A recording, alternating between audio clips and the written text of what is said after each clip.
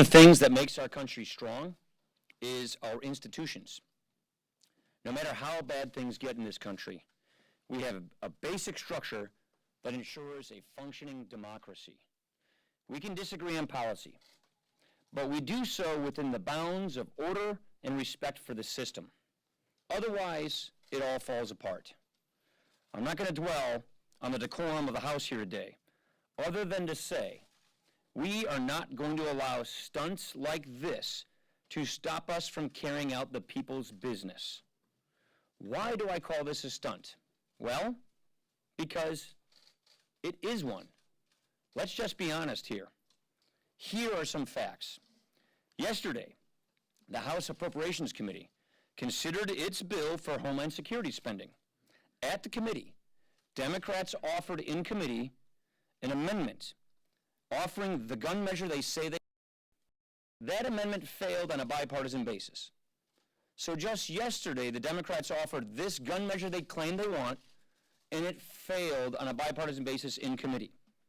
There was a vote. It was in the committee through regular order, and the vote failed. That's a fact they didn't want to talk about. Here's another one. If Democrats want to vote for a bill on the floor, there's a way to get one. It just takes 218 signatures on a petition, and then they can have a vote. It is that simple. That's how the House works. It's a well-known process. But they're not doing that. They are not trying to actually get this done through regular order. No, instead, they're staging protests. They're trying to get on TV. They are sending out fundraising solicitations, like this one. House Democrats will go to the DCCC, $15. This one says, try giving us $25, but if you want, you can send us $50, $100, $250, $500, $1,000. Because look at what we're doing on the House floor. Send us money.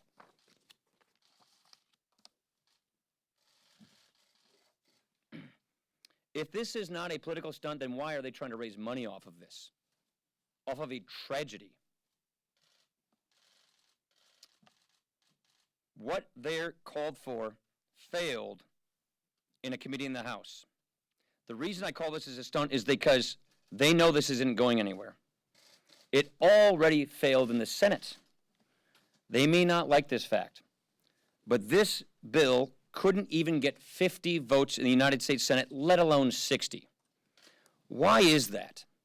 Why is it that this bill failed on a bipartisan basis in committee and this bill failed on a bipartisan basis in the Senate? Because in this country, we do not take away people's constitutional rights without due process. This is not just Republicans saying this. It's groups like the ACLU who are saying this. But more to the point, our focus needs to be on confronting radical extremism. Terrorism is the issue. Let me say it again. Terrorism is the issue. And defeating terrorism is our focus here in the House. So let me be really clear. We are not going to take away the constitutional rights of law-abiding Americans. And we're not going to allow publicity stunts to stop us from doing our job. That's why the House powered ahead last night to provide important resources in the fight against the Zika virus. One of our must-do items on our list this week was that we had to respond to the Zika virus. We know this is something that we have to get on top of. And in the face of this distraction, we passed a responsible bill that provides the level of funding that was in the Senate bill that received a big bipartisan vote with a mix of offsets that we in the House thought were very important. This is a good compromise. It meets an urgent need, and I urge the Senate to take it up and pass it. Now, Democrats can talk all they want. I'm really not sure what their plan or end game is here, but the bottom line is despite these distractions, we did our job. We did the people's business, and we will continue to do so. One more point I want to bring up. I want to say a word about the Supreme Court ruling that we just got that halts the president's executive amnesty. This is a win for the Constitution, it's a win for Congress, and it's a win in our fight to restore the separation of powers. Presidents don't write laws, Congress writes laws. This is a case that the House weighed in on because it's fundamental to our system of checks and balances. Congress, not the president, writes our laws. And today, the Supreme Court validated that very core, essential, fundamental principle. Speaker Ryan, two-part question. What were your personal feelings when you were being screamed at and yelled shame? Could not have been comfortable, not even a year into your speakership. Oh. Secondly, you have a lot of spirited members within your own conference. Are you worried that this sets a precedent for the shoe being on the other foot, that this could happen now when anyone's in the minority party and wants to prove a point? I do worry about the president here. I'm very worried about the president here. I have an obligation as the Speaker of the House to protect this institution. We are the oldest democracy in the world. We are the ballast of the world of free people. And so when we see our democracy descend in this way, it is not a good sign. It is not a good precedent. So yes, I do worry. Look, I've been around. I've gotten look, I've done the Iowa State Fair, you know, the soapbox. I have done Wisconsin recalls. So that I am used to. But on the House floor, no. On the House floor, where we have rules, where we have order, where we have a system where democracy is supposed to work its way out in a deliberative, respectful way, no, I did not expect that, because I think what we did was we watched a publicity stunt, a fundraising stunt, descend an institution that many of us care a great deal about. So yeah, I think it sets a very dangerous precedent. Manning. Speaker Ryan, you pledged when you came in to run a more open House. Last night, the Zika bill passed without sufficient time to review it, according to your own rules. Finish my question.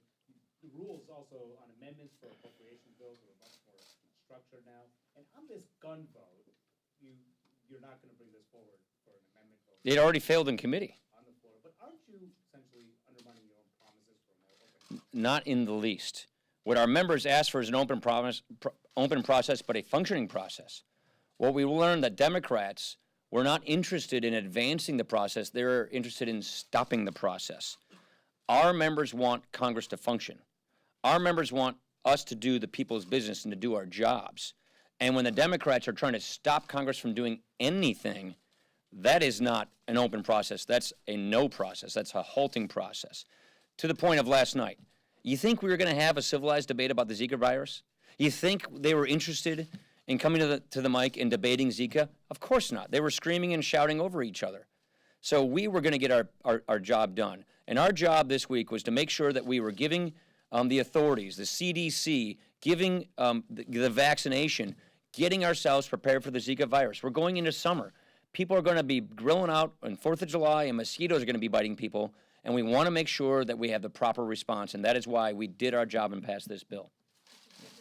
Why not just hold the vote like the Senate did earlier this week? It would have taken, what, 15 minutes? We have a process for this. This is a bill that isn't even supported by a bipartisan majority. This bill, this amendment was brought up in the Appropriations Committee, and it failed there. That's point number one. Point number two, if you want to bring a bill that you can't get through committee, you can do a discharge petition with 218 signatures. They're not bothering with these things. They're looking for publicity stunts. Oh, and by the way, this isn't about making law, because the Senate already defeated it. So they know it's not going to law. This is about a publicity stunt and now a fundraising scheme. But the Senate is looking at a compromise. If the protest Oh, but let me just back on that. What did I say yesterday or the day before in our press conference? We want to see what the Senate produces. We're looking at this issue. What did I say over the weekend?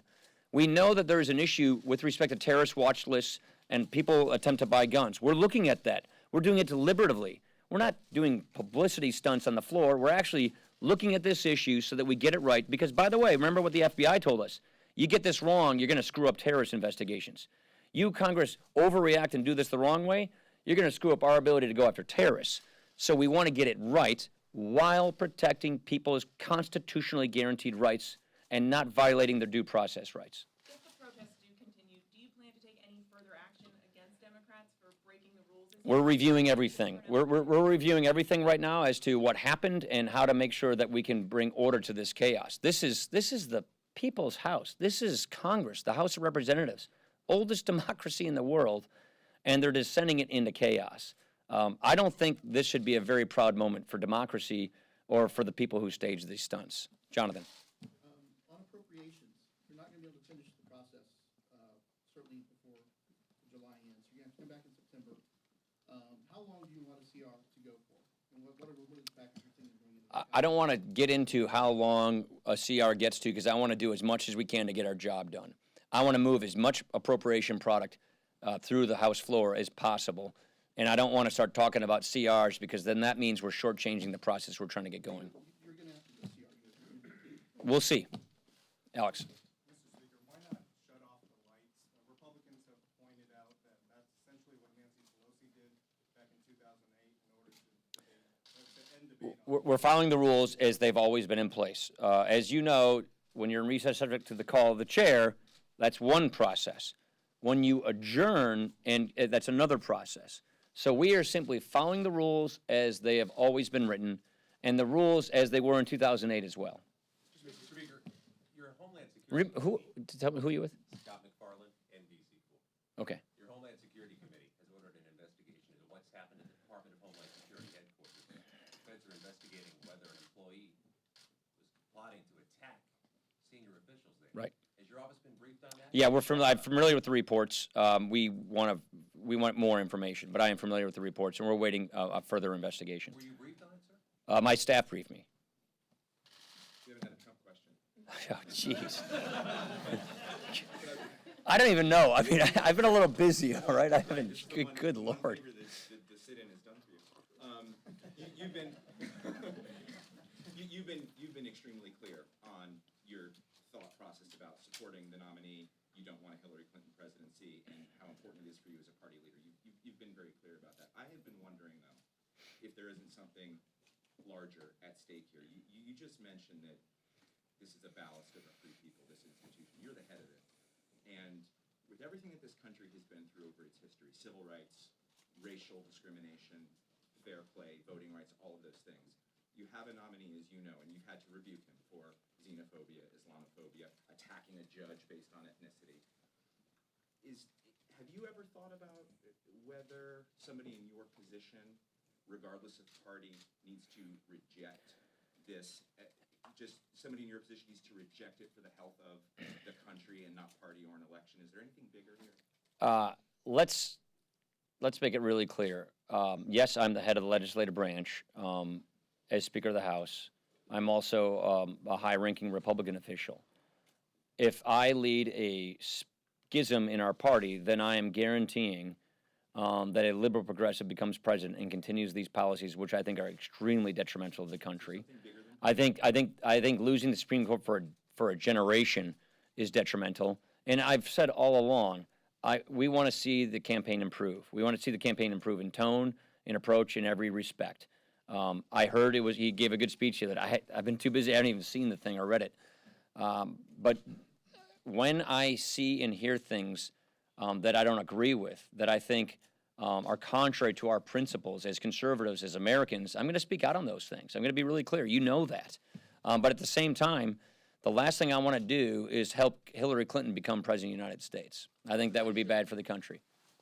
Mr. Speaker, right now, the citizens of Great Britain are Yeah. voting on whether to stay or leave the European Union.